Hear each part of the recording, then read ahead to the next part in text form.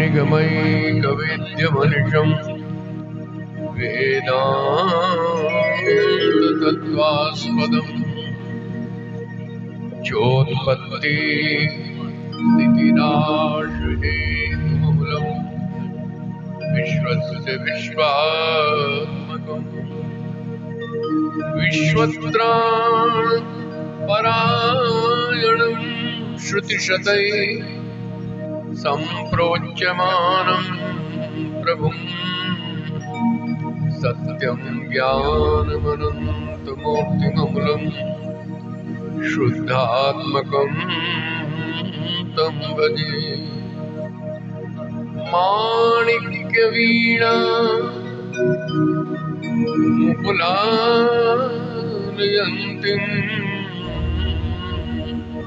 मदालसां मञ्जुलभागविलासां माहेन्द्रनीलद्युतिकोमलाङ्गीं मातङ्गकन्यां मनसा स्मरामि। आइए प्रार्थना करें सभी। हे दयालु दीनबंधु, दीनबंधु हे मेरे परमेश्वर, हे दयालु दीनबंधु हे परमेश्वर, ये जन्म ना व्यर्थ जाए, कुछ दया मुझ पे जन्म व्यर्थ जाए, कुछ दया मुझ पे तू कर। ओ मन मेरा भटके नजर में तुझ लगा रहे। ओ मन मेरा भटके नजर में तुझ में लगा रहे। ओ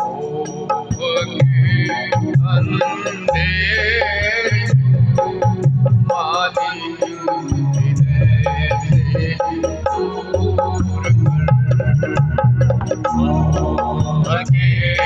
अंधेरे को मालिक हृदय से दूर कर। ओ विषयों में लाए रबूती तेरा ही चिंतन कर। ओ विषयों में जाए न बुद्धि तेरा ही चिंतन कर। सदा है पास मेरे दिल में एहसास कर। सदा है पास मेरे दिल में एहसास भर। कर कृपा मुझ पर प्रभु, मैं नाम तेरा ले सकूं। ओ कर कृपा मुझ पर प्रभु, मैं नाम तेरा ले सकूं। आत्मा में बोझ भर ज्ञान का प्रकाश कर। आत्मा में बोझ भर दे ज्ञान का प्रकाश कर। अपने ज्ञान में क्या हूँ और अब जाना कहाँ। ओ अपने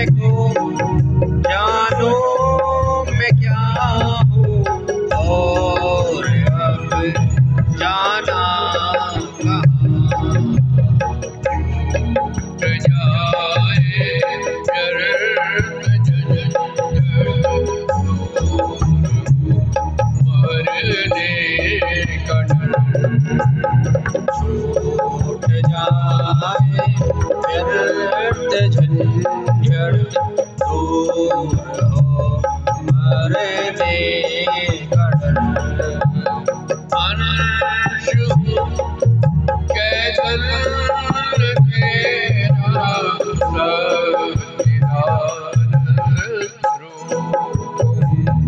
हो अंश हूँ चैतन्य तेरा सच्चिदानंद रूप हूँ। सत्य को मैं सत्य जानती ऐसी नजर। सत्य को मैं सत्य जानूं दीजिए ऐसी नजर। दीन बंधु हे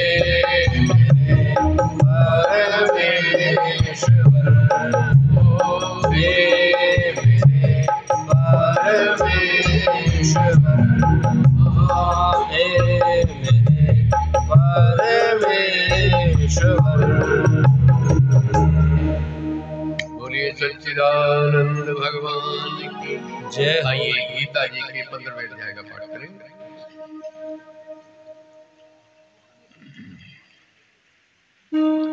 ओम श्री परमात्मने नमः।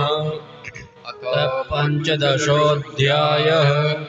श्रीभगवानुवाच ऊर्ध्वमूलं अधःशाखम् अश्वत्थं प्राहुरव्ययम् छन्दांसि यस्य पर्णानि यत्संवेद स वेदवित्।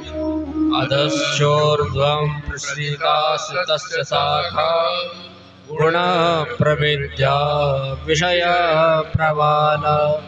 अधस्य मूलानि सन्ततानि कर्मानुबन्धीनि मनोश्च लोके। न रूपमस्येह ततोपलभ्यते नान्तो न चादिर्न च सम्प्रतिष्ठा। अश्वत्थमेनं सुविरूढमूलम् असङ्गशस्त्रेण दृढेन चित्वा।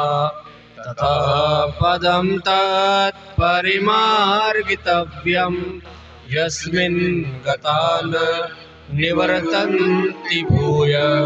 तमेव चाद्यं पुरुषं प्रपद्ये यतः प्रवृत्ति पर्षिता पुराणी।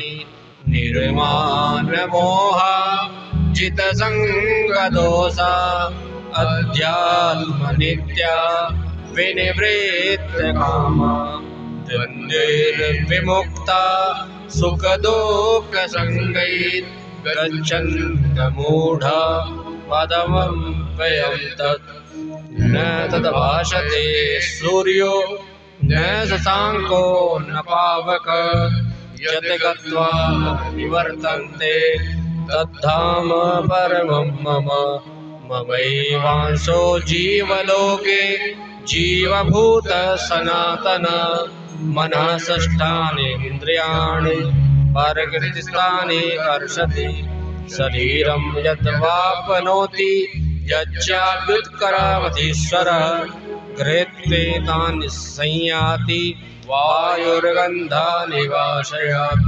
श्रोत्रं चक्षुस्पर्शनं च रसनं घ्राणमेव च अधिष्ठाय मनश्चायं विषयानुपसेवते। उत्क्रामन्तं स्थितं वापि भुञ्जानं वा गुणान्वितं। विमूढानानुपश्यन्ति पश्यन्ति ज्ञानचक्षुषः। यतन्तो योगिनश्चैनं पश्यन्तान्मनवस्थितं। यतन्तोपैक्तात्मानो नैनं पश्यन्त चेतसः। यदादित्यं गतं तेजो जगद्भासतेऽखिलं। यच्चन्द्रमसि यच्चाग्नौ तत्तेजो विद्धि मामकम्। गामाविश्य च भूतानि धारं मोजसा उष्णामि चोषधि सर्वा सोमो भूत्वा रसात्मका अहं वैश्वानरो भूत्वा प्राणिनां देहमाश्रित प्राणापान समायुक्त पचाम्यन्नं चतुर्विधं सर्वस्य चाहं हृदि सन्नविष्टो मत्तः स्मृति ज्ञानमपोहनं च वेदैः सर्वैरहमेव वेद्यो वेदान्तकृतवेदेव चाहं द्वावियो पुरुषो लोके क्षराक्षर एव च क्षरः सर्वाणि भूतानि कुटस्थोऽक्षर उच्यते उत्तमः पुरुषोत्तमः परमात्मैयुदाहृतः यो लोकत्रयमाविश्य विवर्तव्य ईश्वरः यस्मात् सक्षरमतीतोऽहं क्षरादपि चोत्तमः अतोऽस्मि लोके वेदे च प्रथितः पुरुषोत्तमः यो मामेव असम्मूढो जानाति पुरुषोत्तमं स सर्वविद भजति मां सर्वभावेन भारत इति गुह्यतं तं शास्त्रम् इदमुक्तं मया नघ एतत् बुद्ध्वा बुद्धिमानः स्यात् कृतकृत्यश्च भारत। हरि ओम तत्सत् इति श्रीमद्भगवद्गीतासु उपनिषत्सु ब्रह्म विद्यायां योगशास्त्रे श्रीकृष्ण अर्जुन संवादे पुरुषोत्तमो योगो पंचदशो अध्याय। हरि ओम तत्सत्। हरि ओम तत्सत्। सर्वप्रथम आज 26 जनवरी है और पूरे देश में गणतंत्र दिवस की धूमधाम है और हमारे संविधान के 75 वर्ष भी पूरे हो चुके हैं और इस 75वें वर्ष में हमारा देश बहुत ज्यादा तरक्की पर है। बहुत पहले की अपेक्षा बहुत तरक्की पर। पूरी दुनिया हमारे देश का लोहा मान रही, मानेगी क्यों नहीं? पहले भारत सबका गुरु था, फिर गुरु बन जाए, हमारा विश्वास। गुरु तो गुरु रहता है, क्यों? गुरु तो गुरु ही रहेंगे। कुछ दिन के लिए बादल आ जाते हैं, छाया गुरु फिर चमक जाते। और ये कुंभ तो बिल्कुल गुरु चमका देगा, दावा है हमारा। भगवान करे कृपा शांति पूर्वक कुंभ समाप्त हो, उसके बाद तमाशा देखना दुनिया में क्या खलबली मच रही है। अभी पूरी दुनिया कह रही हो क्या? इतनी गैदरिंग कौन दुनिया में इकट्ठा कर सकता है, बोलो? पाकिस्तान की जितनी आबादी उससे 2 गुना ज्यादा तो यहाँ इकट्ठे हो रहे हैं। क्या कारण है? यही वो कारण, क्या बात है कि हस्ती मिटती नहीं हमारी।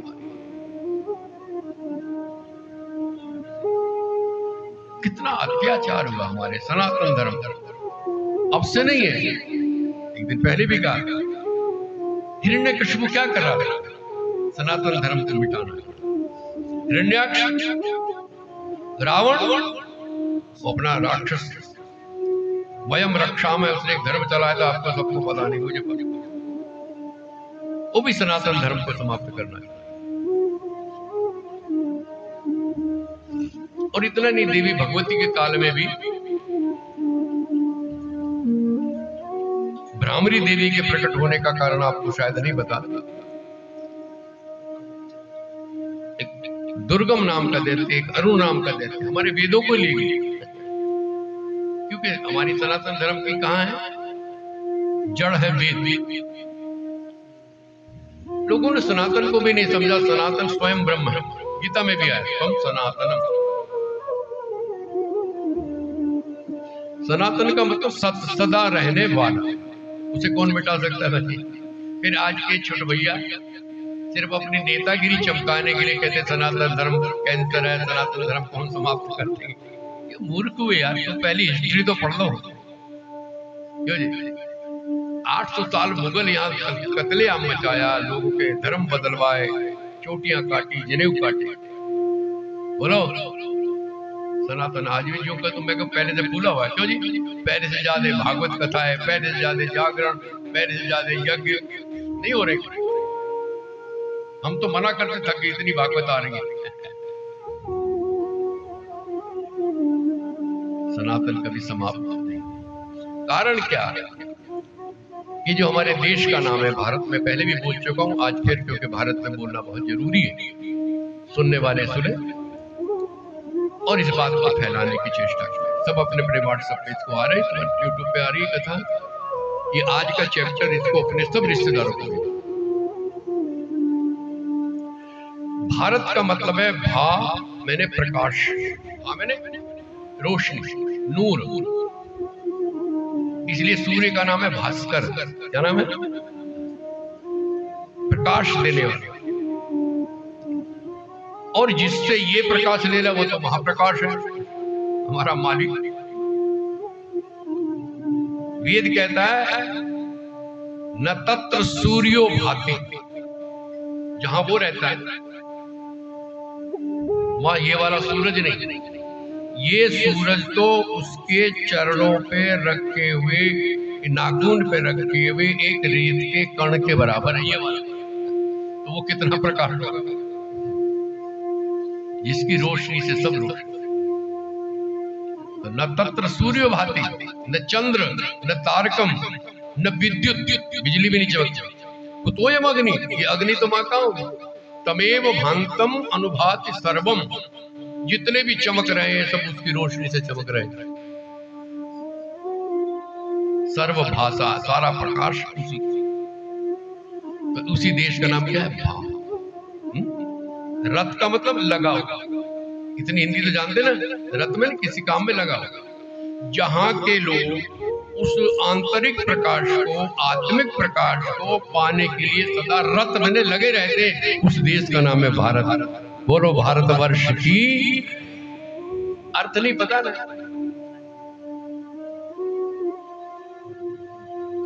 मैंने कई बार अपने वेबसाइट पे भी भेजा, शाश्वत चैतन्य मेरा वेबसाइट है, कभी कभी चलाते हैं तो हमें प्रचार चाहिए नहीं, कई बार बोला है ताकि लोगों की समझ में। मैंने घोषणा की कि मुगलों ने कहते हैं 800 साल यहाँ पर राज्य किया, अंग्रेजों ने 200 साल लगभग राज्य किया। उन्होंने हिंदुस्तान पे राज्य किया, अंग्रेजों ने इंडिया पे राज्य किया, मगर भारत पर आज तक कोई शासन कर नहीं सका। आज तक रिकॉर्ड को उठा, भारत अब भी जिंदा है कि नहीं? कितने देश मिट गए जहां वो लोग आए, संस्कृति मिटा दी।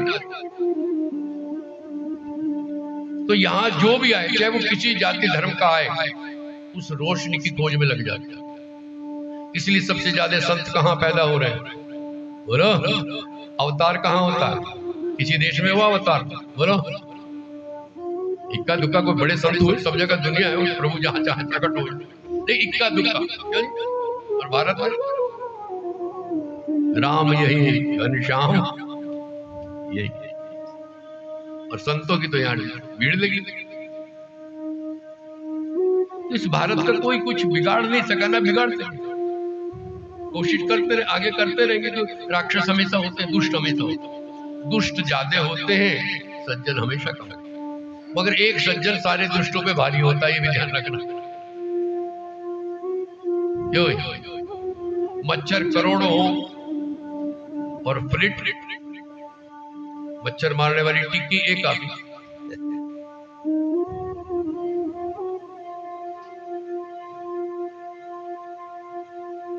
तो इस भारत के सनातन को ना आज भी समाप्त कर सका, न कर सका। कोशिश कर। एक घोषणा मैं नहीं करना चाहता लेकिन करूंगा। अभी ये झगड़ा चल रहा है, हालांकि मेरा विषय नहीं है, लेकिन हम संत रूप में देश की रक्षा, देश की चिंता हमें करनी है। संत ही करता है चिंता देश की, और कोई नहीं करता है। आज भी संत बैठे हैं गद्दी पे जो चिंता कर रहे हैं। बोलो, मैं नाम नहीं लूंगा, समझिए ना। वो संत प्रवृत्ति के लोग हैं। घर छोड़ा, बार छोड़ा, अपनी को घर की ना परवाह है ही नहीं, परवाह किसी की, राष्ट्र की परवाह। संत भी वही है जो अपने घर परिवार की परवाह छोड़ के लोगों की परवाह करे, वो संत। पैसे इकट्ठे करने वाला संत नहीं होता, भीड़ इकट्ठे करने वाला संत नहीं होता। जो राष्ट्र की चिंता करे, समाज की चिंता करे, वो संत। एक समस्या आई है, मैं फिर कहता हूं मेरा ये विषय नहीं है, लेकिन बोलना जरूरी समझना। 25 करोड़ मुस्लिम बंधु हैं, इनकी समस्या है, बोलो है कि नहीं? कोई कहता है इनको वहां भेजो, अरे क्यों, कहां भेजोगे? बोलो कौन देश इन्हें रखेगा? पहली बात तो बता दो। मेरी बात सभी सुने, नेता और जो टीवी पे सुन रहे हैं कहीं भी, या जिनके पास ये साइट जाएगी, वो अपने अपने दूर तक इतना पहुंचाए कि मेरी ये वाणी, मेरे ये शब्द योगी तक, भागवत जी के पास, और इतना ही नहीं, दारुल उलूम के मदनी साहब जो है उन तक पहुंचे। इस सलाह दूंगा, और मेरा विश्वास है, मेरे 10 साल एक ही शब्द पे चिंतन किया, रात रात भर जाकर इस समस्या का समाधान मेरे दिमाग में है। तुम मानो ना मानो, क्यों जी, तो मुझे लग रहा है यदि मान लिया तो बेड़ा पार हो जाए। क्या अब 25 करोड़ को ना आप भेज सकते हैं, ना 25 करोड़ को आप हिंदू बना सकते हैं, ना वो हिंदू बन सकते हैं? बोलो, जिनके माइंड में कुछ भरा है वो कैसे बन जाएंगे? नहीं बनेगा। एक तरीका ये, हमारे देश का नाम क्या है? बोलो, भारत। शपथ काहे की लेते हैं? भारत के संविधान की, क्यों जी, या हिंदुस्तान के संविधान की लेते हैं? तो हम भारत के हैं, तो हम भारत के, तो हम कौन है? भारतीय। क्या है भाई? बोलते रहो, भारत हमारा देश है, तो हमारी जो वो क्या कहते हैं राष्ट्रीयता है, क्या हुई? भारत। इसमें शायद उन्हें भी ऐतराज नहीं होगा, क्यों? भारत में रहते हैं, भारतीय हुए कि मानो ना मानो है तो भारतीय। वो अपने आप को हिंदुस्तानी नहीं मानते। हज में जाएंगे तो उन्हें लिखना पड़ता है कि हिंदुस्तान से आए, उनको दर्द होता, मैं जानता हूं। क्यों? यदि वो कहे हम भारत से आए हैं और भारतीय, दर्द नहीं होगा। बोलो जी, जल्दी बोलो, मन से सोचो, बोलो।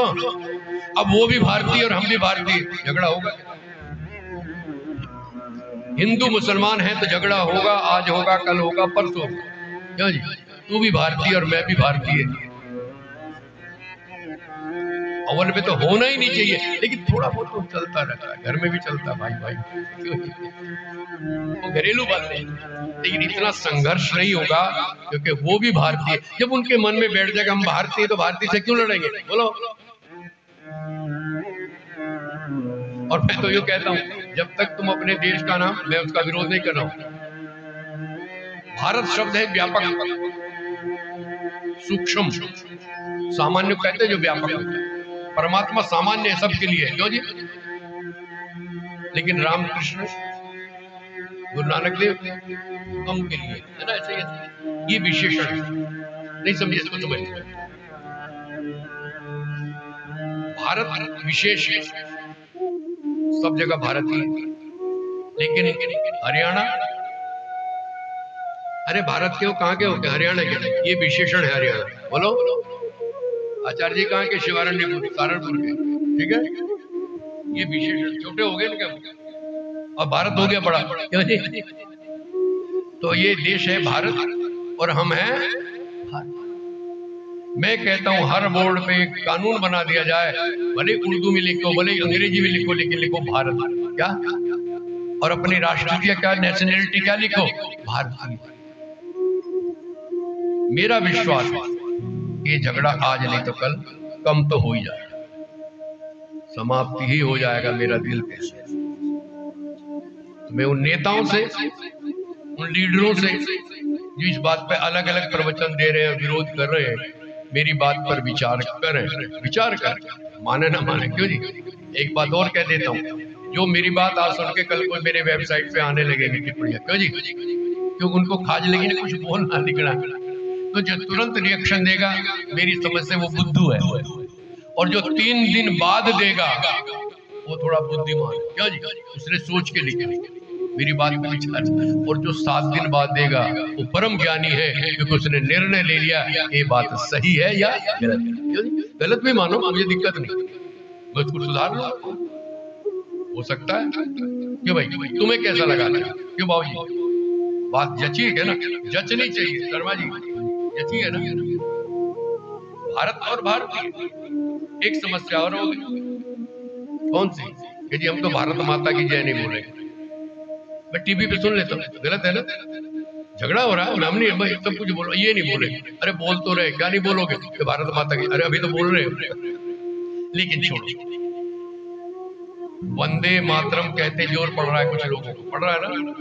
वंदे भारतम कहते जोर पड़ेगा क्या? जल्दी बोलो, आप बोलो वंदे मातरम नहीं, वंदे भारतम भारतम, वंदे भारतम, वंदे भारतम। क्या दिक्कत है? बोलो बाबूजी, सारे बोलेंगे वंदे भारत। संविधान की शपथ लेते हुए केवल वंदे भारतम बोले और देश का नाम ना ले। जैसे किसी ने लिया था, मैं नाम नहीं लूंगा, समझ गए भाई, संविधान की, भारत की संविधान ले रहा है, दूसरे देश का नाम क्यों ले रहा है? मैं तो कहता हूं उसकी संसद सत्ता सदस्यता खत्म कर देनी चाहिए थी उसी दिन। अरे तूने संसद के अंदर खड़े होके दूसरे देश की जय बोल रहा है, इशारा समझ गए ना? क्यों? संविधान की शपथ ले रहा है भारत की और जय बोल रहा है फिलिस्तीन की। बोलो, कहलवाई दिया तुमने, मुझे क्या डर है? और सही कह रहा हूं, गलत तो नहीं कह रहा हूं, बोलो। अरे मेरे देश के संसद में खड़ा होकर भारत देश की तो संविधान की शपथ ले रहा है और जय फिलिस्तीन कह रहा है, वही इससे मैं सत्ता खत्म कर देनी चाहिए, ठीक है ना? भाषण दो और बाद में बोलो वंदे भारतम, वंदे। इस शब्द जादू है, क्या समझे? इस शब्द से ही मन में परिवर्तन, रोशनी आती है। आप बोल के देख लेना, भारतम, देखो कितना उजाला। दूसरी बात, अब ये अलग विषय आ गया अपने ज्ञान का। एक झगड़ा हो रहा है कि अल्लाह अलग है, गॉड अलग है, ये अलग है, ठीक है ना? मैंने चिंतन किया है कि वो जो कुछ भी है, कल क्या कहा था बहन जी? भाई मुझे भी नहीं पता वो क्या है। वो भाई रामकृष्ण के बारे में तो थोड़ा पढ़ा सीखा है, लेकिन उनका भी जो है, वो जो रामकृष्ण बन के आया, उसका ना मुझे पता, ना वेदों को पता, ना शास्त्रों को पता।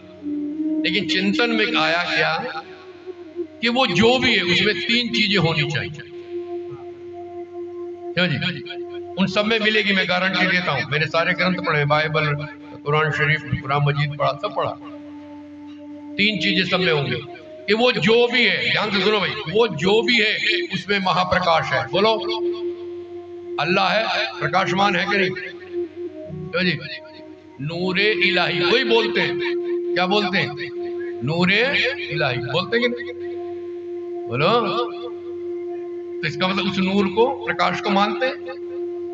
गुरु ग्रंथ साहब में तो बहुत बार लिखा हुआ है, एक नूर ते सब जग उपजा, कौन भले कौन मंदे। बाइबल, गॉड इज लाइट, मान रहे हैं कि नहीं? अरे अपनी किताब के तो मान लो। तो मेरे उस कुछ में महान रोशनी है, ठीक, एक नंबर। उसमें महान ऊर्जा है, एनर्जी। जिस एनर्जी से एक छोटा सा बीज इतना बड़ा पेड़ बन जाता है। हम गर्भ में पिता के वीर्य में, पिता बोलने में क्या दिक्कत? हम इतने से थे जो माइक्रोस्कोप से दिखाई, जो तुम 5 फीट के बैठे हो ना, तो पिता के सीमेन में कितने छोटे थे? एक बूंद में 1-1.5 लाख होते हैं वो जीवाणु। क्यों जी? माता के गर्भ में जाकर के अंड से मिलने के बाद धीरे धीरे विकसित होते हैं, गर्भ के अंदर ज्यादा ज्यादा 42 भर का, क्यों? और बाहर आने के बाद ये 5 फुट 6 फुट के बैठे। बोलो, किसने बनाया? वो एनर्जी, वो ऊर्जा, जिसे मैं चेतना कहता हूं। क्या कहता हूं? चेतना। सब में है, अल्लाह में भी है, गॉड में भी है, तो मेरे प्रभु में तो है ही। एक साउंड, साउंड में शब्द, आवाज। क्यों? उर्दू में शब्द को कहते कलमा। क्यों? बोलो, बाइबल क्या है? कुरान शरीफ में कलमा, शब्द। गुरु ग्रंथ साहब में शब्द क्या है?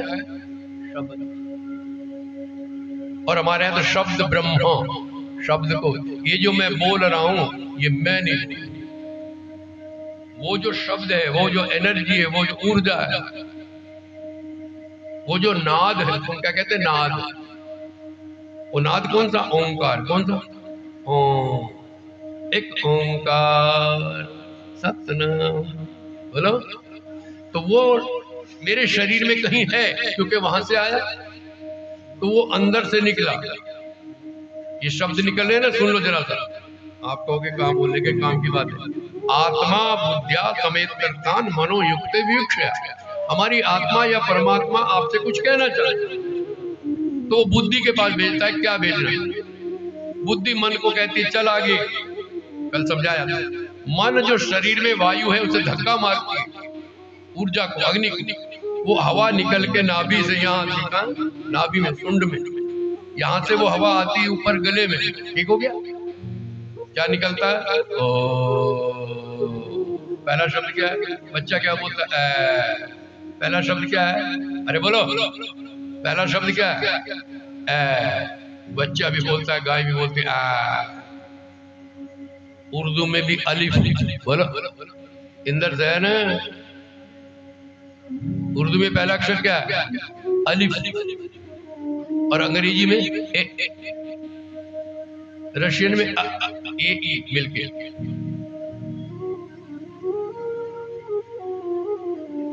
और अंग्रेजी में ABCD है।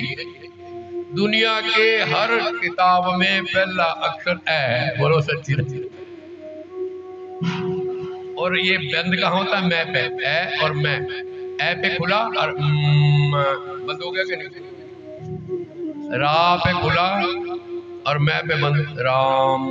बोलो, अरे बोलो तो, राम। बंद हो गया। संत क्या कहते? रा बोलोगे तो अंदर के पाप बाहर, और जब वो वापस आने लगे तो बंद कर दो।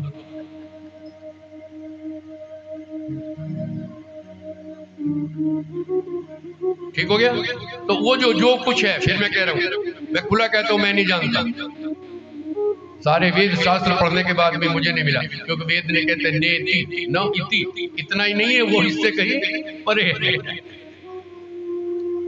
उपनिषद कह रहे नेति परे, मगर कुछ है जरूर वही जो मेरी बॉडी को चला रहा है, जो बुला रहा है, जो दिखा रहा है, जो सुना रहा है। बोलो, है ना?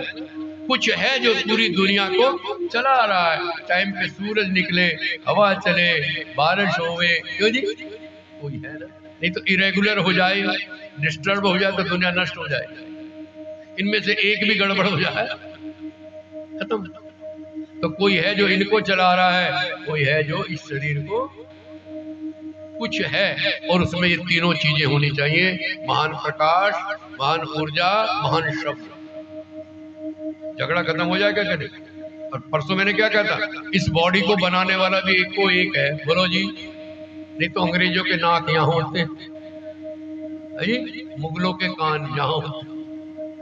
हो सकता है भाई अपने अपनी मर्जी से बना रहे तो बनाओ, लेकिन बनाने वाला एक है। दुनिया के सारे मनुष्यों, सारी नारियों का शरीर एक जैसा है कि नहीं? बोलो, पहली नजर में एक है ना। बाकी बारीकी से देखो तो नाक किसी का छोटा, किसी का बड़ा, किसी की आंखें छोटी, किसी की बड़ी, वो अलग बात है ना। लेकिन बॉडी को एक दृष्टि में देखो तो सब एक। सब कहते हैं नारी है, ये नर है। पशु सब जैसे, सबके कुत्ते एक जैसे। बोलो, सबका भौंकना एक जैसा। अंग्रेजी में भौंकता क्या? भौंक तो कहते। और डार्विन का एक सिद्धांत है, वो कहता है ये इंसान पहले बंदर था। सुनो होगा बहन जी। तो अब जितने बंदर है ये इंसान क्यों नहीं बन गए? नहीं बनेगा। देखो सुनो, उनके पास शब्द जरूर है, क्योंकि शब्द परमात्मा है।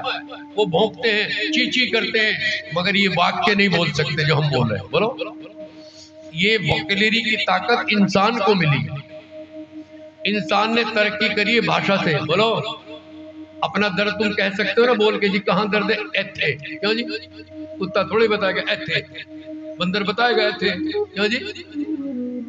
रोएगा, चिल्लाएगा, मगर एथे नहीं बताएगा। क्यों जी? उनके पास शब्द नहीं है, वोकैबुलरी नहीं, ध्वनि है, साउंड है। चिड़िया चींची करती है, वो भी अपना दर्द चींची करके बोल देती है। लेकिन ये पूरे वाक्य बनाने की शक्ति किसी के पास नहीं, आपको मिली है भाई। और आप भी राम राम वाहेगुरु नहीं बोलोगे तो कुत्ते बोलेंगे क्या? और तुसी नहीं हंसोगे, कुत्ते को हंसते देखा बिंदा कभी? बताओ, बोलो जी। गधे को हंसते देखा? रोते देखा होगा, आंख से आंसू निकलते देखे? गाय के, कुत्ते के, भैंस के हंसता हुआ किसी को देखा तुमने? हंसता कौन है? इंसान। और तुम भी नहीं हंसोगे तो गधे हंसेंगे। जिस दिन गधे हंसने लगे तुम्हारी छुट्टी। बोलो सच। सीताराम जय सीताराम। आइए थोड़ा सा अपने विषय को, जो गीता पे चल रहा है, फिर कहता हूँ ये मैं स्वतंत्र प्रवचन कर रहा हूँ। अभी तो गीता का महात्म भी मेरे से पूरा नहीं हुआ 5 दिन में। पार्थ शब्द ही पूरा ठीक से नहीं हुआ, गीता अभी शुरू भी नहीं हुई। लेकिन यदि इसकी जड़ को ही नहीं आपने ठीक किया। हाँ, एक विषय और रह गया है, फिर इसी विषय पे आते हैं। भारत की बात थोड़ी सी रह गई है। मैंने कहा क्या बात है कि हस्ती मिटती नहीं हमारी, दौरे रहा है दुश्मन क्या जमा हमारा। तो ये मुगलों ने 800 साल करा क्या, अंग्रेजों ने 200 साल करा क्या, कि हमारे सनातन वृक्ष की पत्तियां तोड़ी, टहनी तोड़ी। क्या समझ, ये नष्ट हो जाएगा। फिर सनातन के एक वृक्ष के रूप में कल्पना की गई हमारे यहाँ। तना भी काटा, लेकिन जड़ तक पहुंच। किसी पेड़ की पत्तियां तोड़ दो, टहनी तोड़ दो, तना थोड़ा काट दो, लेकिन जड़ बची रहे तो फिर बारिश होवे, फिर खाद डालो, पेड़ पैदा हो जाएगा कि नहीं? बोलो बहनों, यही तो हो रहा है हमारे। क्योंकि उन्हें हमारे सनातन वृक्ष, भारत वृक्ष की जड़ का पता, आपको पता है? नहीं ना? आज बता दो। गीता पढ़ो, गीता का 15वां अध्याय जिसका हम रोज पाठ कर रहे हैं। आप लोग आते नहीं, हम सबसे पाठ कराते हैं। 15वें अध्याय का पहला श्लोक है, ऊर्ध्वमूलमधस्ताकम् अश्वत्थं प्राहुरव्ययम् छन्दांसि यस्य पर्णानि यस्तं वेद स वेदवित्।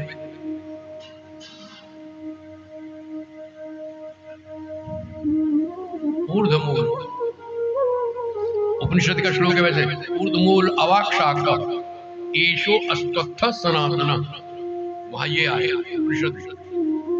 ये सनातन वृक्ष है, इसके तने शाखाएं नीचे की ओर है, जहां हम रहते हैं। ये वेद पुराण शास्त्रीय शाखाएं पत्ते हैं, और जड़ कहां है? ऊर्ध्वमूल। जड़ कहां है? ऊपर। कितनी ऊपर? कितनी ऊपर?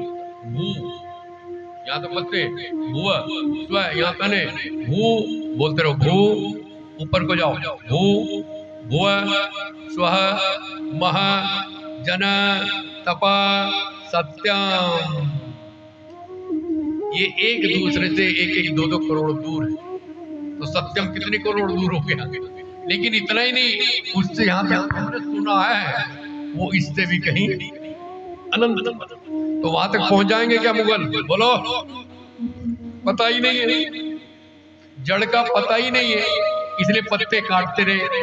अब फिर कुछ देवता आए, सब जन लोग आए, भगवान ने भेजे, क्योंकि कभी तो खुद आता है बाद में, पहले भेजता है वो अपने ग्रंथों को। ध्यान देना, जब वो पढ़ा ना, यदा यदा ही धर्मस्य ग्लानिर्भवति, पढ़ा है ना? या हिंदी में क्या है?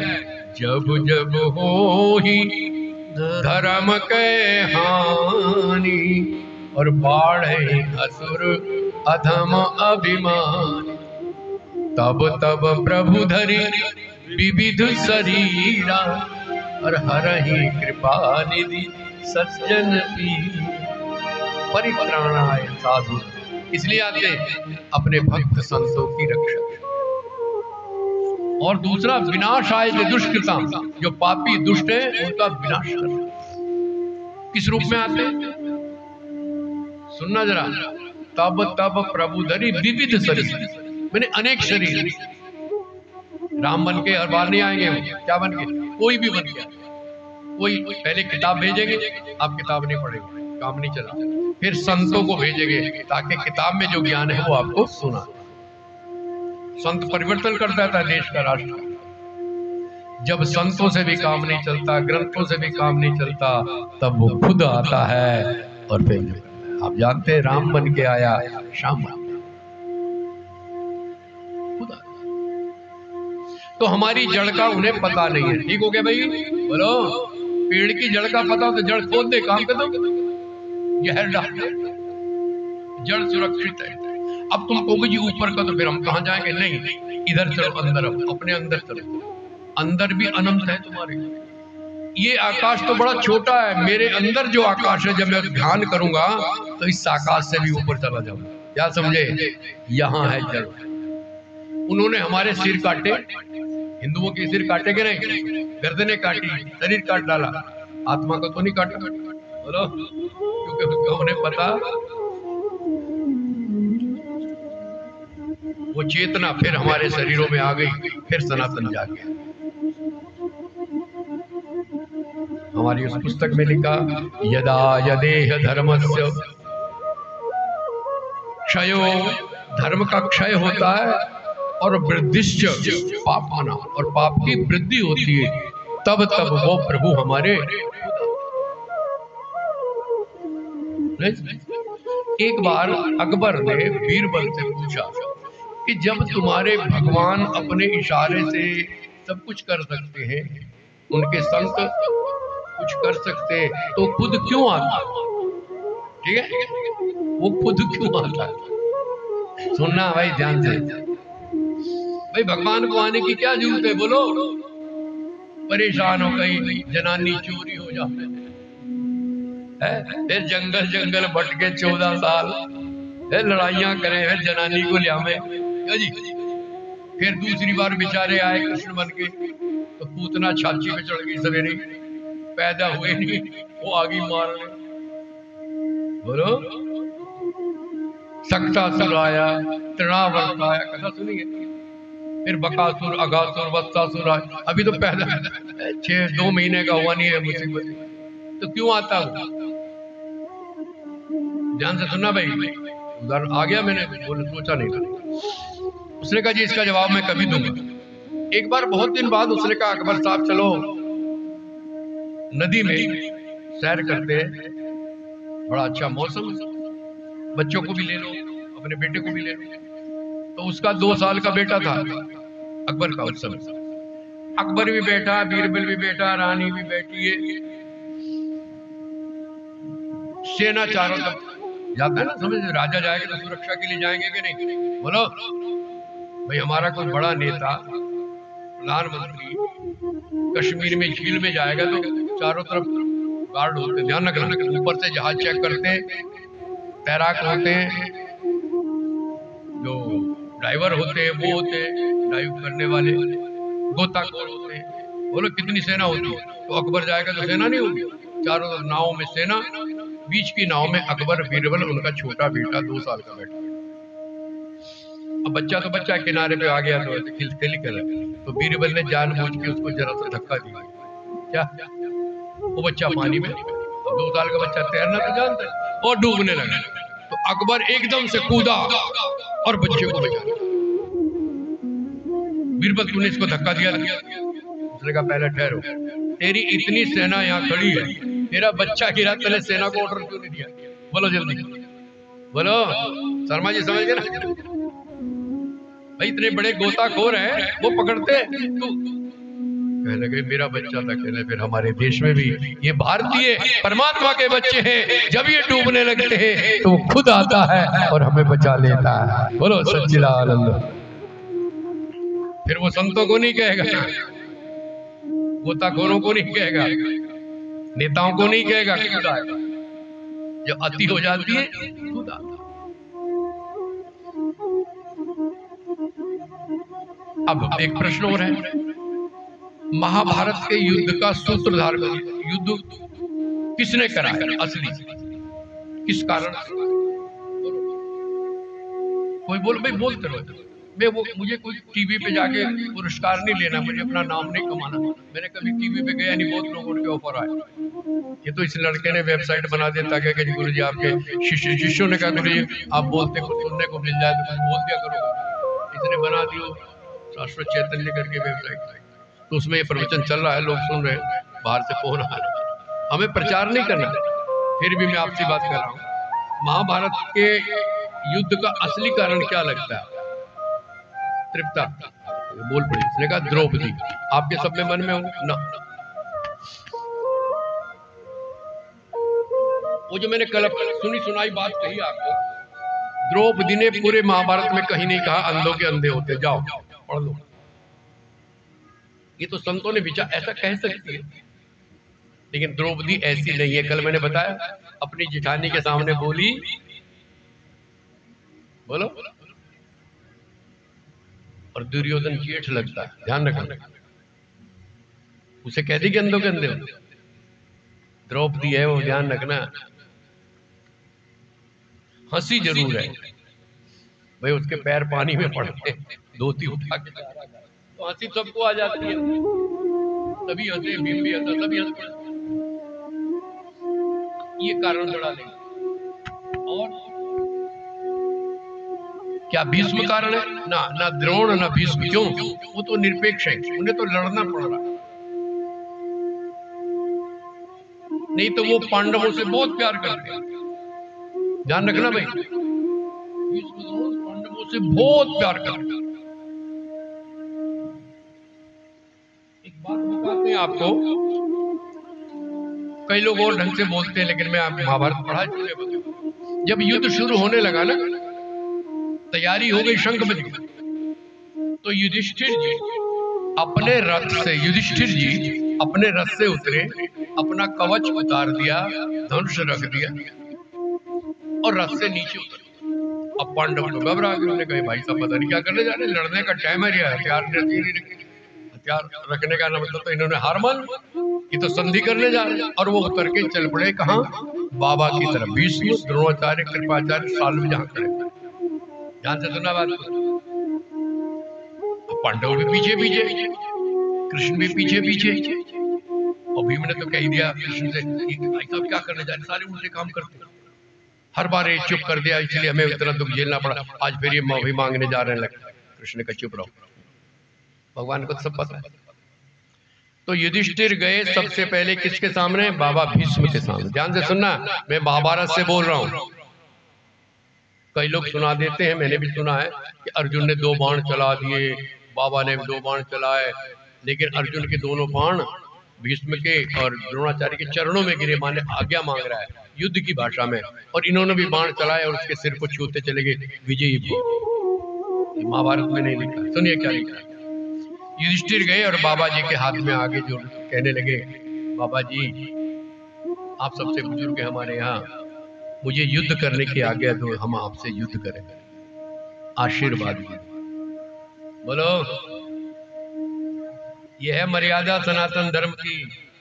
जिसे लड़ने जा रहे हैं उससे भी पहले कहते भाई मैं तेरे मुक्का मारूंगा, मार लूं क्या, अगला मारेगा। तो बाबा की आंखों में आंसू आ गए, कहने लगे बेटा यदि तू आशीर्वाद लेने ना आता तो हमने तुझे श्राप दे देना था, लेकिन मेरी बात सुन,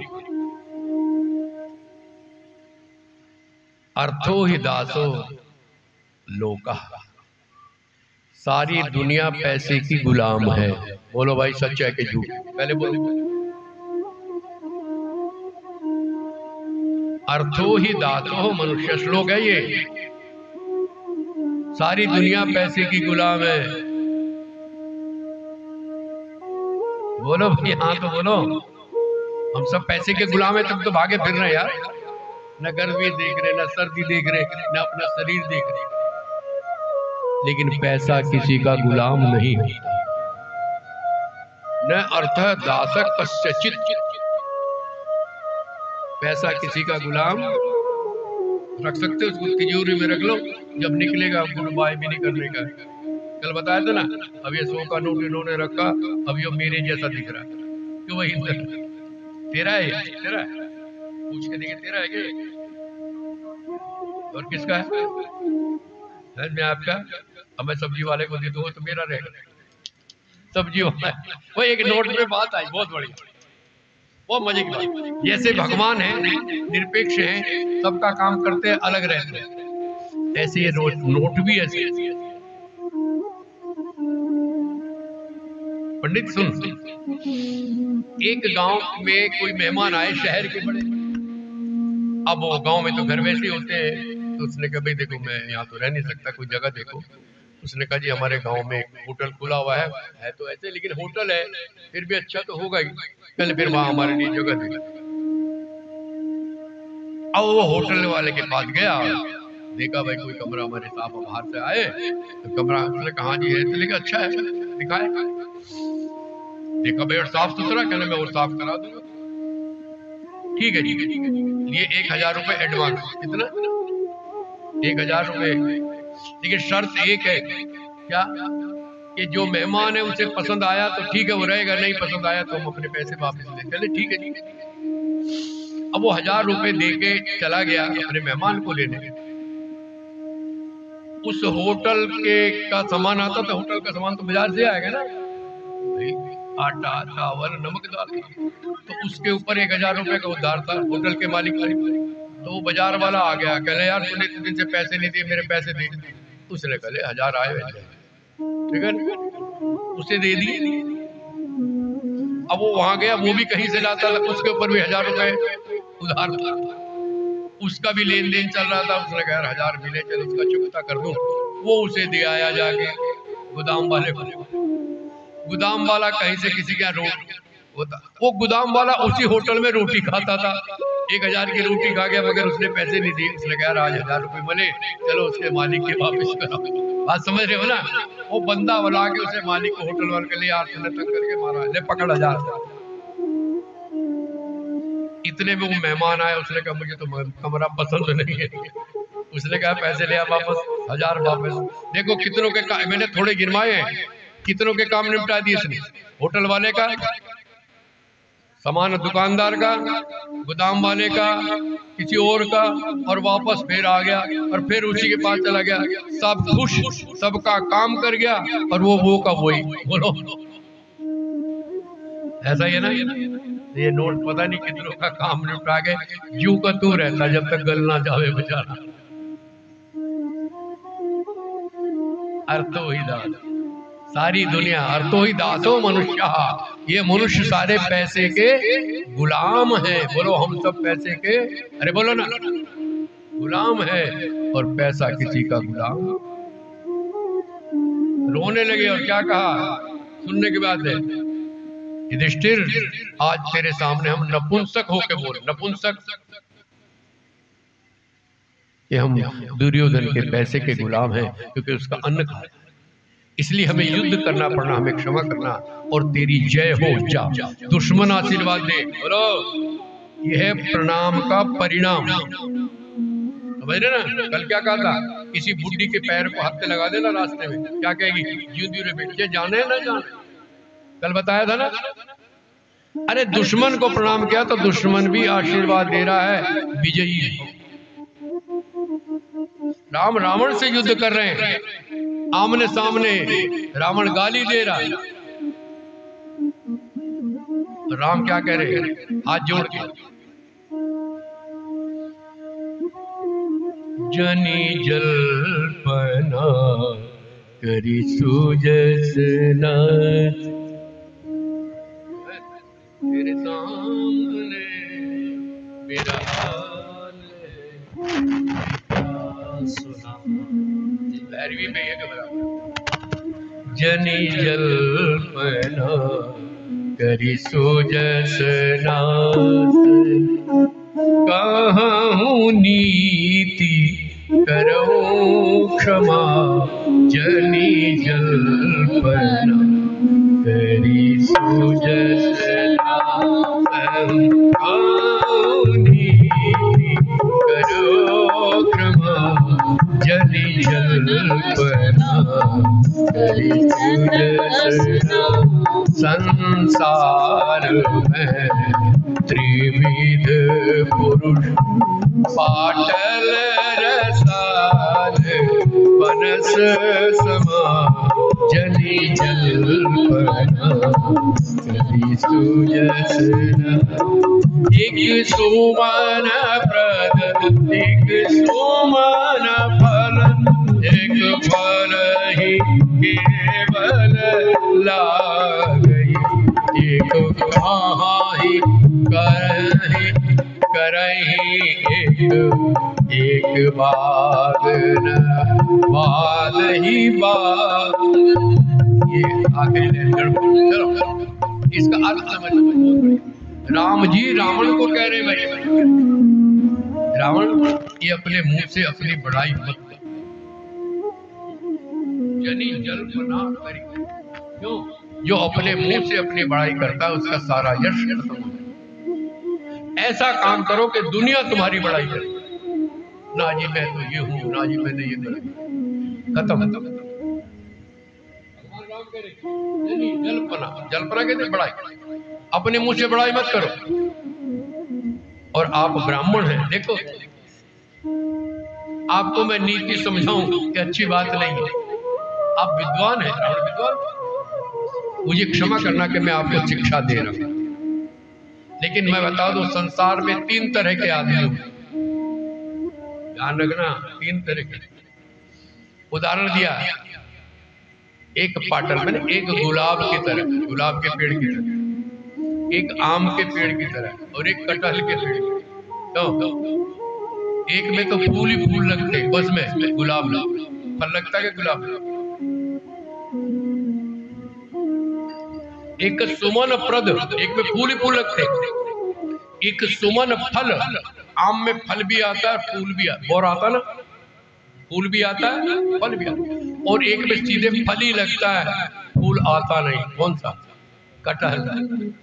कटहल के पेड़ में फूल फल नहीं आता। आपने कभी देखा कटहल का? तने पे आता है, तने पे लटके रहते हैं। देहरादून चले जाए, वहां तो घर घर में लगे। ऐसे उदाहरण दिया, एक कहां ही कहीं, एक कहीं कहते हैं करते कुछ नहीं। बोलो, एक नेता है जो कहता ही कहता है, करता। एक नेता है जो कहता भी है और करता भी है, और एक ऐसा है कहता नहीं करके दिखाता है। बोलो, इशारा समझ गए हो? 3 तरह। तो महाभारत के युद्ध का कारण ना तो द्रौपदी भाई, न भीष्म। अब ये श्लोक जो बोला, ये तीनों ने बोला। किसने? बाबा ने कहा दुनिया पैसे की गुलाम है, पैसा किसी का गुलाम, हमें लड़ना पड़ रहा है, क्षमा करना तेरी विजय। द्रोणाचार्य को उन्होंने भी ये श्लोक बोला, फिर कृपाचार्य के पास उन्होंने भी यही कहा, क्षमा करना हमें लड़ना पड़ रहा है, जय तेरी हो गई। फिर सार्व मामा थे उनके पास, उनको ने भी। तो युद्ध का कारण कौन है? कृष्ण। बोलो, आप समझ गए? युद्ध किसने करवाया? कृष्ण ने। गांधारी ने कहा था, श्राप दिया था कृष्ण को, तेने मरवाए। अर्जुन तो भागना चाह रहा था लड़ने, मैं तो सन्यासी बोलूंगा, मैं नहीं लड़ूंगा ना, लड़ना पड़ेगा। क्यों? क्योंकि अधर्म बढ़ चुका था और भगवान ने वायदा किया था, जब जब होई धर्म के हानि, बाढ़हि असुर अधम अभिमान, तब तब प्रभु धरि विविध शरीरा, और हरहि कृपा निधि सज्जन। गीता में क्या कहा? यदा यदा हि धर्मस्य ग्लानिर्भवति भारत, अभ्युत्थानम् अधर्मस्य तदात्मानं सृजाम्यहम्, परित्राणाय साधूनां विनाशाय च दुष्कृतां, धर्म संस्थापनार्थाय संभवामि युगे। अर्जुन भाग के मत जाएगा, तू नहीं मारेगा तो मैं मारूंगा। लिखा हुआ है इसमें, रेते पित्वाम, तू भी नहीं लड़ेगा तो भी इनको तो मरना है ही, दुष्टों का मरना है, मैं निपटाऊंगा। तो युद्ध का असली कारण कौन है? और समझो थोड़ा, देखो भीष्म ने शंख बजाया, आगे कथा में आता है, भीष्म ने पहले शंख बजाया क्योंकि वो सेनापति, तो उधर से किसको शंख बजाना चाहिए? युधिष्ठिर को, पांडव को बजाना चाहिए। शंख किसने बजाया? कृष्ण। क्यों? लड़ने आया तो पढ़ लो भैया।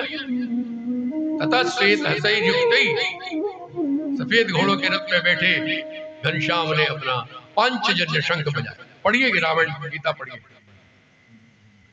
भाई तू लड़ने आया तो शंख क्यों बजा रहा? तू तो सारथी है, नौकर बजाएगा शंख। बात समझिए ना।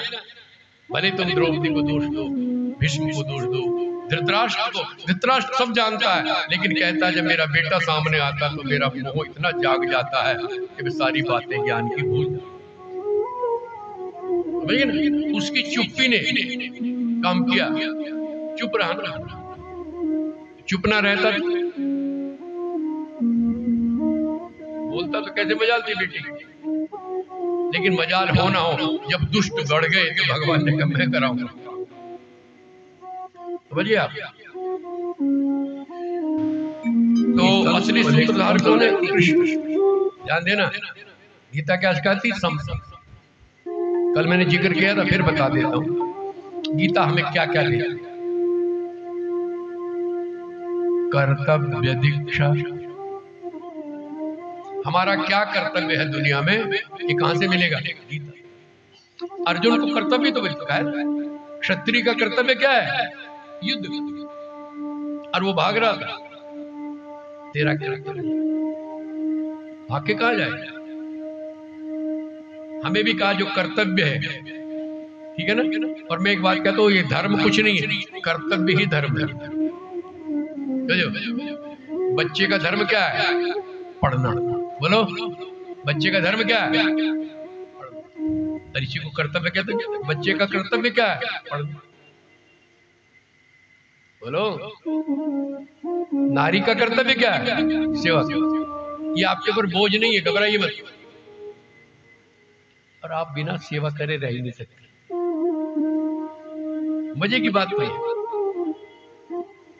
हम लोग तो गिलास पड़ा हो ना, रसोई के बाहर गिलास पड़ा, जा रहे ठोकर लगे, उठा के नहीं रखेंगे। बोलो, और आप क्या करोगे? जल्दी बोलो बहनों, जल्दी बोलो। गिलास को पड़ा हुआ देख सकती हो, खट से उठाओगे मांझ के रसोई में। कहीं गंदगी पड़ी है, हम तो देख के चले जाएंगे, मगर आपको कहा किसने? ऑर्डर दिया? आपको सेवा में ही सुख। मजे की बात है, आपको अपना राज ही नहीं पता। ना जी, हम कोई नौकरानी है। नहीं, नौकरानी नहीं, बिना सेवा के आप रह ही नहीं सकते, मर जाओगी। तो ये कर्तव्य की शिक्षा। और हमारे लिए क्या शिक्षा है? घर की रक्षा, देखभाल, सबका, पत्नी का, बच्चों का भरण पोषण हमारी जिम्मेवारी। कमा के लाए कहीं से, ये कर्तव्य। संत है, उसका कर्तव्य जो अज्ञानी है उनको ज्ञान दे, ड्यूटी है उसकी भाई। सब गीता में लिखा है जो मैं बोल रहा हूं। कर्तव्य की शिक्षा मेरे लिए भी, आपके लिए भी, हर वर्ण के लिए कर्तव्य लिखा है वहां। इसका क्या कर्तव्य? तो कर्तव्य शिक्षा, गीता कर्तव्य की शिक्षा देती। और समत्व शिक्षा, जो भी बोल रहा हूं, सब में सम रहना, दुख में सुख में। अभी बोला ना, दुख सुख में समता साध। चाहे मान मिले या अपमान मिले, उसके चेहरे पे कोई फर्क नहीं आना। किसी ने कुछ कह दिया, उसके चेहरे, तुम या हम कुछ संतन नहीं है। हम किसमें? किसी ने कुछ कह दिया, अपमान कर दिया, इसने तो मेरी बेइज्जती कर दी, इंसल्ट कर दी, बदला लेके रहूंगा। बोलो, संत बदला नहीं लेता है। मान अपमान में सम, सुख और दुख में भी। हम जरा सा सुख मिले तो फूल जाते हैं। बोलो, आपको यदि अचानक एक लॉटरी निकल जाए, आपकी पैसा मिल जाए 10-20 लाख, आपने डीजे बजवाने घर में, बोलो हल्ला पा देंगे, बहुत पैसा है मेरे घर में। और जरा से 10,000 घट जावे, तुम्हारा चेहरा डाउन, घर में मातम मच, ना रोटी खाओ ना हंसो, होता कि नहीं? लेकिन संत के फर्क कोई नहीं पड़ता। डक्का भी ना हो तो भी मस्ती, लाख हो तो भी।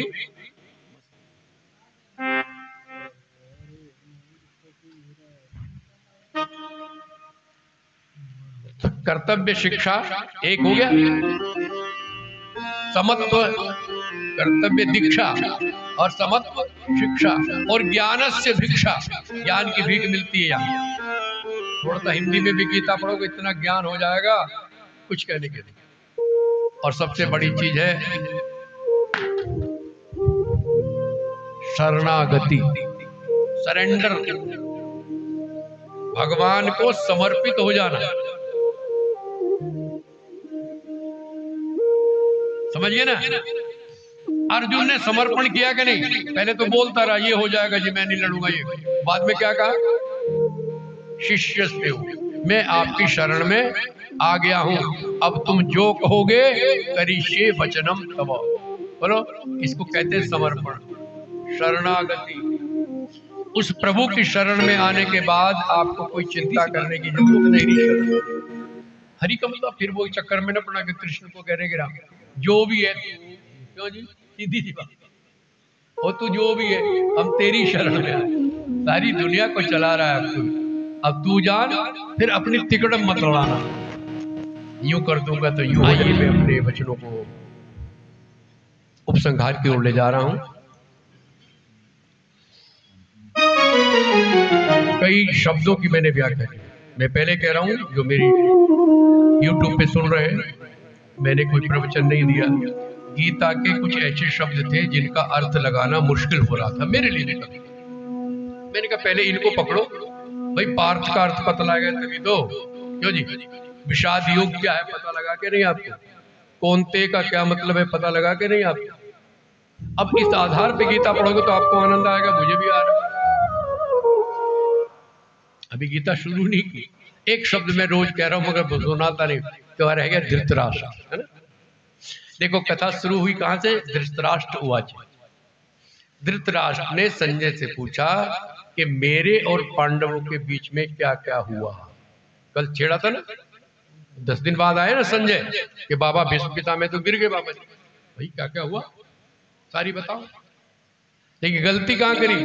माम का पांडवा, मेरे और पांडव। समझ गए ना, इशारे में क्या कहा था? मेरे सरोज, मेरे और पांडव। अरे तू तो ताऊ है, तेरा मेरा क्या? बोलो, घर में झगड़ा किस बात का? सारी दुनिया के झगड़े का एक ही राज है, तेरा और मेरा, बस। इसी का नाम माया। गोस्वामी जी लिख रहे, मैं अरु मोर तोरते माया। ये मेरा तेरा करना यही माया है, इसी में फंसे। ये मेरा तेरा छोड़ दो, तुम्हारा किसी से कोई झगड़ा हो सकता है क्या?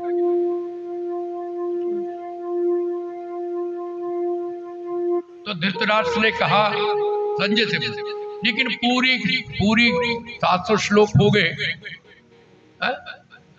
बाद में धृतराष्ट्र को कुछ बोलना चाहिए था कि नहीं?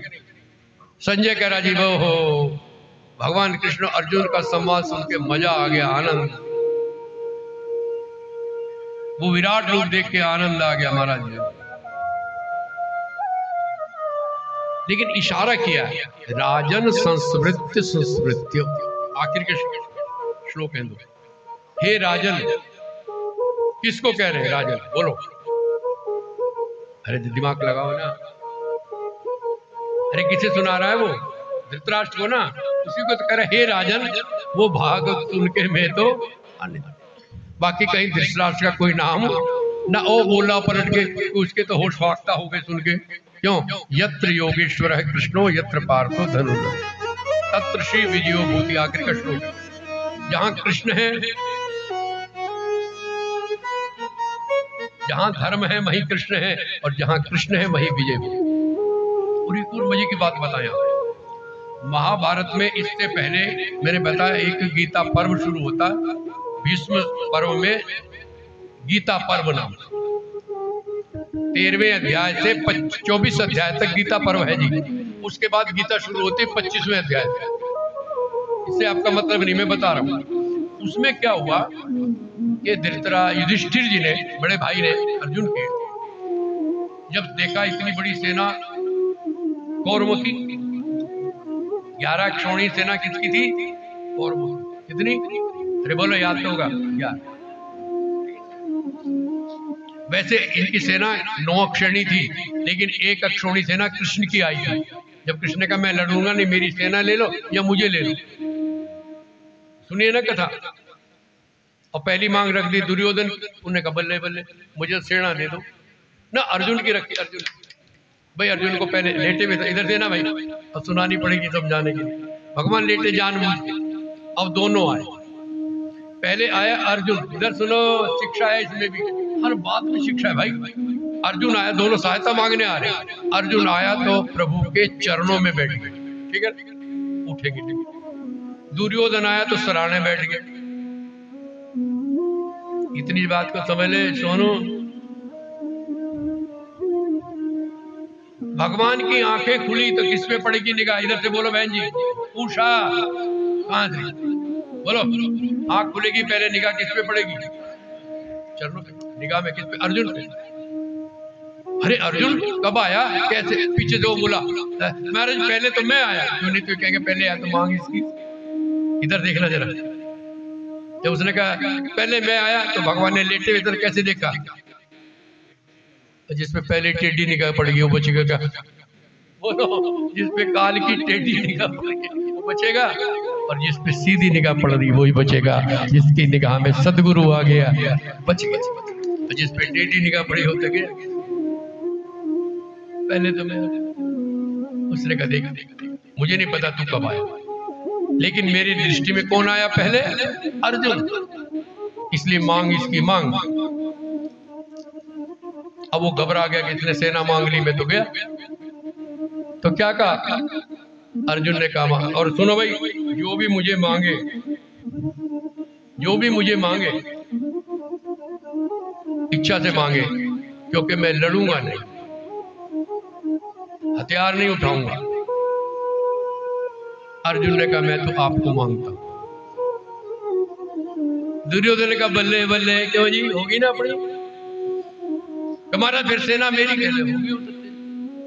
अब दुर्योधन तो खुश, वो तो साफ गया, बड़ी मजबूत सेना थी, नारायणी थी। भगवान उठ के बैठ गए और कहा अर्जुन पगले क्या किया? मैंने तुझे मौका दिया था, मेरी सेना अक्षौणी सेना जो नारायणी सेना बड़ी मजबूत, तूने क्यों नहीं मांगा? मुझे मांगा, चलो मैं चक्र चलाता, हथियार चलाता, फायदा करता। मैंने कहते लड़ूंगा नहीं, क्यों मांगा? कहने के ना लड़ो ना कुछ करो, मैंने आपको चाहा, आपको। अब हार हो या जीत तो इसकी कोई चिंता। अरे पगले, इज्जत बेइज्जती का सवाल कर लेंगे तो कोई दिक्कत नहीं है। यदि जीत गया तो आपको हस्तिनापुर के चौराहे पे बिठाऊंगा, सिंहासन पे, और चंदन का टीका लगाऊंगा कि भैया मैं नहीं जीता, मेरे ठाकुर जीते हैं, इनका धन्यवाद। और हार गया तो कहने तो भी वहीं बिठाऊंगा, फिर लकड़ी के सिंहासन पे बिठाऊंगा और काले कोयले का टीका लगाऊंगा कि इनका सहारा ले गया था और हार गया। बोलो सच।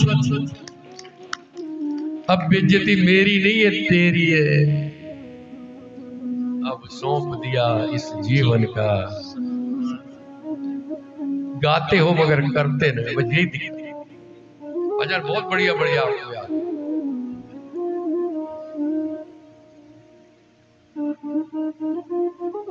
तो जीवन का ये रहस्य अंत में बोला धृतराष्ट्र। अच्छा, अब अर्जुन ने, संजय ने क्या सुनाया कि महाराज शंख बजे, और भगवान ने शंख और अर्जुन ने बजाया, तो उनकी शंखों की आवाज सुन के धार्तराष्ट्रानि हृदयानि विदारयत्,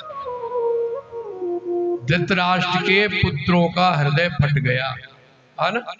बोलो। अच्छा एक बात बताओ, सामने धृतराष्ट्र बैठा है तो ये कहना पड़ेगा, क्या कहना चाहिए? आपके पुत्रों का। बोलो भाई, फिर राजा का नाम लेना मना है भाई। मंत्री की हिम्मत है राजा का नाम ले ले? मेरी कोई चीज है तो आप ये कहोगे महाराज जी आपका ये गिलास गिर गया, ऐसे कहोगे? या कहोगे मेरा नाम ले चैतन्य जी आपका गिलास, ऐसे कहोगे? गलत है ना? संजय ने 2 बार कहा धार्तराष्ट्रान। अर्जुन के ताऊ हैं, उसको भी नाम लेना नहीं चाहिए। उसने 4 बार कहा हे धृतराष्ट्र का पुत्र दुर्योधन, और भगवान ने 1 बार कहा। इनको देखो धृतराष्ट्र के पुत्रों। लेकिन इसका एक अर्थ है बहुब्रीही समाज से धृतराष्ट्र का मतलब क्या? एक तो मैंने अर्थ बताया, जो राज्य को धारण करता है, नहीं, राजा का नाम धृतराष्ट्र है, कोई भी राजा हो, ठीक है। लेकिन इसका सही अर्थ लगेगा व्याकरण से, समास करना पड़ता है, बहुब्रीहि समास। अन्यायेन, सुन लो भाई जरा सी बात है, अन्यायेन धृतम राष्ट्रम ते धातराष्ट्र, जिन्होंने अन्याय से दूसरे का राज्य हड़पा है वो धृतराष्ट्र। बात समझ गए? इसका अर्थ लगेगा तेरे पक्ष में जितने खड़े उनका, लेकिन सही अर्थ है तो भी सही लगता है, क्योंकि ये धृतराष्ट्र ने भी तो हरण किया है। बोलो, पांडु का राज्य था ना, अन्याय से छीना है कि नहीं? बोलो। लेकिन सीधा नहीं लगता, लेकिन धातराष्ट्र का मतलब है धृतराष्ट्र के, यानी दूर। अब सही हो गया कि नहीं?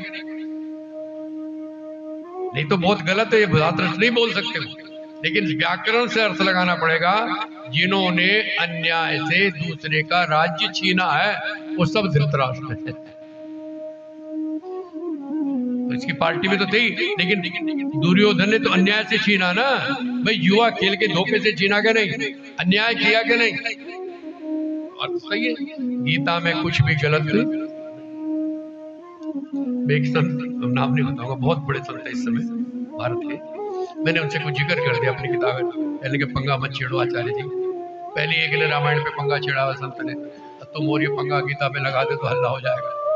मैंने कहा नहीं, ऐसा नहीं ना, आलोचना में दावा करता हूं गीता में एक अक्षर भी गलत नहीं, एक हर अक्षर मंत्र है, हर अक्षर। आपने अंदाजा लगा, 2-3 4 ही अर्थ शब्द बताए मैंने तुम्हें, चारों में कितना गजब छिपा हुआ, तो पूरी गीता में क्या छिपा होगा? बोलो, अभी तो शुरू भी नहीं किया मैंने, गजब। गीता को थोड़ा, मेरा निवेदन है, अब आपने 4 दिन 5 दिन समय दिया, आपका धन्यवाद, क्योंकि तेरा गूढ़ रहस्य सुनना आसान नहीं है। क्यों भाई? बोलने वाला भी मुश्किल से मिले, सुनने वाला तो बहुत मुश्किल से मिले। मुझे बहुत खुशी हुई आपने फिर भी इतना सुनने की चेष्टा की। आप तो कीर्तन कर रहे, नाचने गाने वाले लोग, मैंने ही नचाया, आदत तो मैंने ही खराब करी आप, लेकिन पहली बार आपको गहरा ज्ञान सुनाने की इच्छा हुई कि जरूर। गाने का आनंद तभी आता है, नाचने का आनंद भी तभी आता है जब हम उसके रहस्य को समझें। बोलो, यदि आप समझो कि मैं ब्रह्म के आगे नाच रहा हूं तो आपका नाचना सफल है। जो ब्रह्म के आगे नाच गया वो दुनिया के नाचने से छूट गया। लेकिन ब्रह्म को ब्रह्म नहीं समझ रहे, तो यशोदा का बेटा है, वो भी तो नाचा गोपियों के साथ, हम भी नाचे। उल्टे अर्थ मत लगाए, उल्टे अर्थ।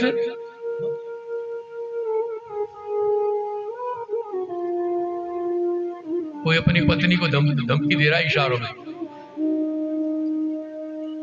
कि दशरथ की 3 थी, मैं भी तो ला सकता हूं, पत्नी को धमका रहा है किस्म, मैंने लिया, द्रौपदी के 5 थे, चुप हो गया।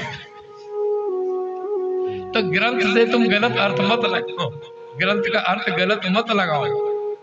इसीलिए मैं बड़ी सावधानी से आपको शब्द सुनाए, हर शब्द में कोई ना कोई राज। तो गीता का एक दो श्लोक हिंदी में पढ़िए आप किसी मत को मानने वाले हो, गीता निरपेक्ष, ध्यान देना, गीता किसी वाद को लेकर नहीं चलती है, ना द्वैतवाद, ना पता नहीं कितने वाद, ये किसी एक मत का नहीं है। आप किसी धर्म को मत को मानने वाले, गीता सबके लिए। मैंने समझा दिया आपको क्यों भाई? वो जो नूर है वो इस्लाम में भी है, गुरु ग्रंथ साहब में भी है और बाइबल में, वो रोशनी सब जगह। मैं भी नहीं जानता, मैं बार बार कह रहा हूं मैं नहीं जानता, लेकिन मुझे इतना पता है कि वो सबसे बड़ी रोशनी है, वो सबसे बड़ी एनर्जी है, वो सबसे बड़ी ध्वनि है। जो भी इस गीता में वही है, इसमें किसी का नाम नहीं है, केवल ब्रह्म की चिंता। और आखिर में कह दिया मामेकम शरणं व्रज, मेरे पास आ जा, मैं तुझे समझ। लेकिन तुम तब भी नहीं मानते हो, फिर भोगना तो पड़ेगा ना। जो आज हमें दुख दे रहे वो हमने बनाए, जिससे तुमने अपना नाता नहीं जोड़ा वो तुम्हें दुख नहीं दे रहा है। बोलो, आज तेरे ही तो अपने दुश्मन हो रहे हैं। बोलो भाई, ये ड्रामा किसने शुरू करा था? किसने शुरू करा? तुमने। क्यों भाई? शादी कराऊंगी, इधर वालों को ना, मैंने तो शादी करानी, दूल्हा बनना, दूल्हा।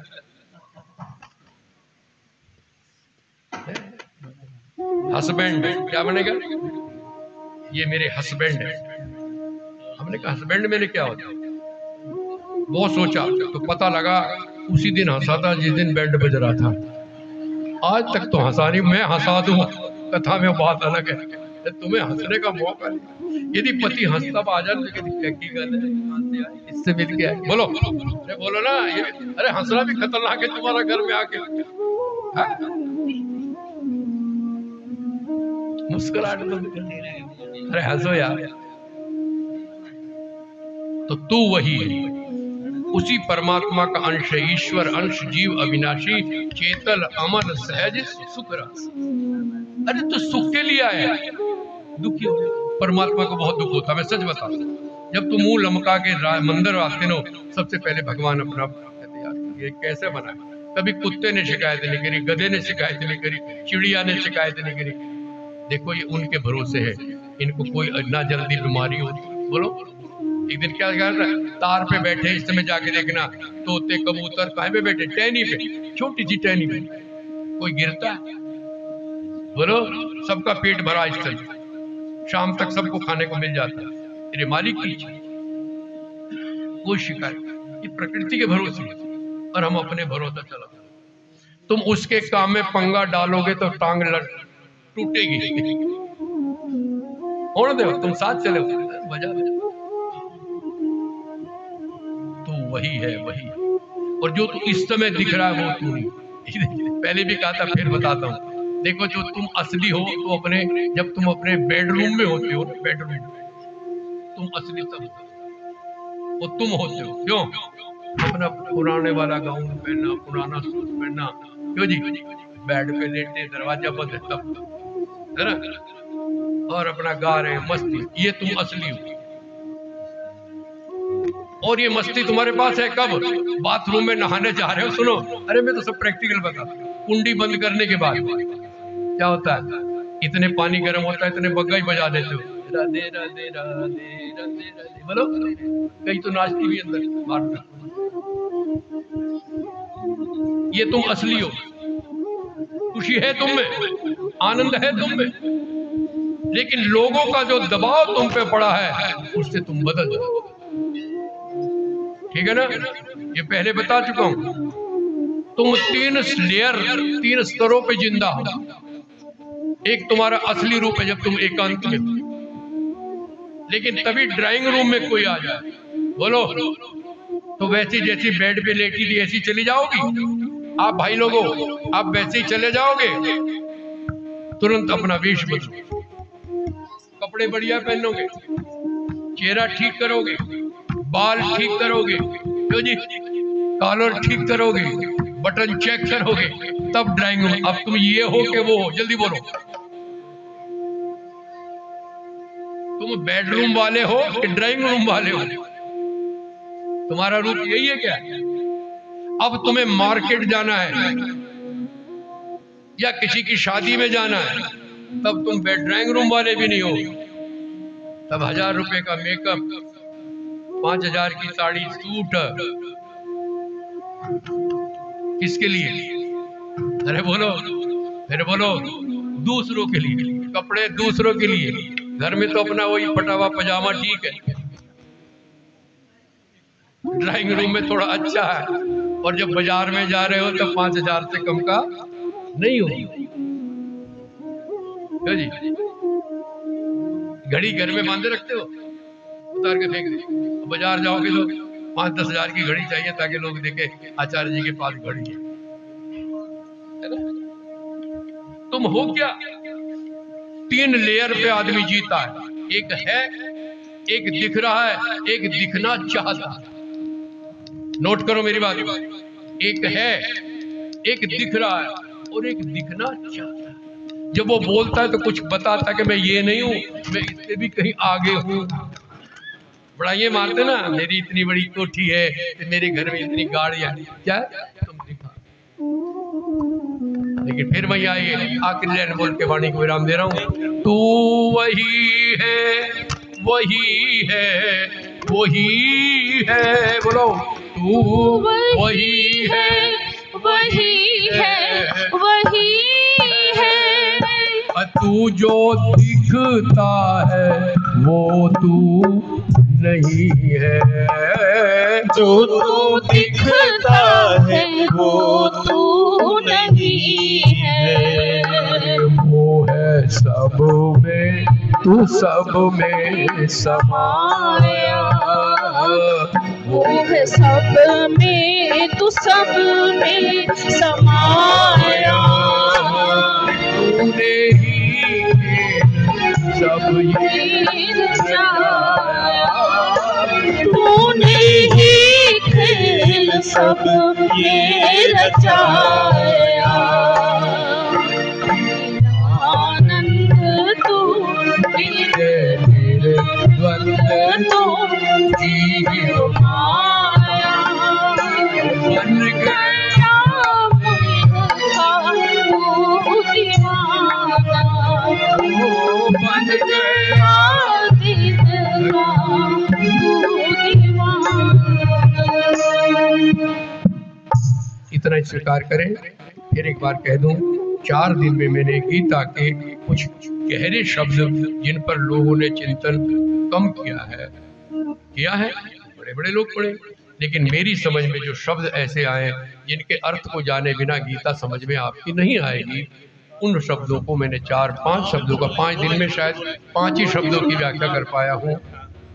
इतना आप स्वीकार करें और मेरा हाथ जोड़ के निवेदन, हर घर में गीता होनी चाहिए।